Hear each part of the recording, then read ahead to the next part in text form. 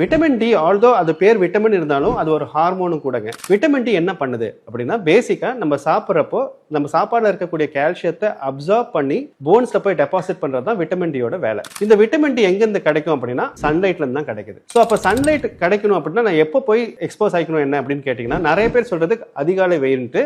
But சயின்டிஃபிக்கா வந்து between 9 o'clock to 3 o'clock, அதாவது காலையில 9 மணில இருந்து மத்தியானம் 3 மணிக்குள்ள உங்களுக்கு சன்லைட் எக்ஸ்போஷர் ஆகணும். எவ்வளவு நேரம் நீங்க எக்ஸ்போஸ் ஆகணும்ன்றது நிறைய விஷயங்களை பொறுத்து இருக்குங்க. நம்மளோட ஸ்கின் கலரை பொறுத்து இருக்கு, நம்ம என்ன மாதிரியான க்ளோத்ஸ் வேர் பண்றோன்றதை பொறுத்து இருக்கு, நம்மளோட ஜியோகிராபிக்கல் லொகேஷனை பொறுத்து இருக்கு. ஸோ ஸ்கின் கலர் வந்து உங்களுக்கு டார்க்கா இருந்துச்சுன்னா இன்னும் கொஞ்சம் அதிக நேரம் நீங்க எக்ஸ்போஸ் ஆகணும். இப்போ நான் வந்து ட்ரிச்சியில் இருக்கேன், ஸோ நான் டார்க்கா இருக்கேன் அப்படின்னா என்னோட ஜியோகிராபிக்கல் பொசிஷனுக்கு நான் at least 20 to 25 minutes sunlight exposure பண்ணணும். அண்ட் முக்கியமானது சன்லைட் எக்ஸ்போஷர் பண்ணணுன்றப்போ நம்ம யூஸ் பண்ணக்கூடிய க்ளோதிங் வந்து தின்னா இருக்கணும், முடிஞ்ச வரைக்கும் மினிமலா இருக்கணும். அப்பதான் உங்களுக்கு நிறைய சன்லைட் படக்கூடிய பாடி சர்ஃபேஸ் ஏரியாவை நீங்க ப்ரொவைட் பண்ண முடியும். நம்ம டோட்டலா க்ளோஸ்டா இருக்கிறப்போ நீங்க சன்லைட் எக்ஸ்போஷர் 20 minutes இருந்தாலும் ரொம்ப மினிமலா தான் அப்சர்வ் ஆகும். இன்னொரு நிறைய பேர் கேட்கக்கூடிய கேள்வி வந்து இப்ப சன்ஸ்கிரீன் யூஸ் பண்ணா விட்டமின் டியோட எஃபெக்ட் குறைஞ்சிருமா அப்படின்றது. இது வந்து நான் நிறைய டெர்மடாலஜிஸ்ட் கூட பேசியிருக்கேன்.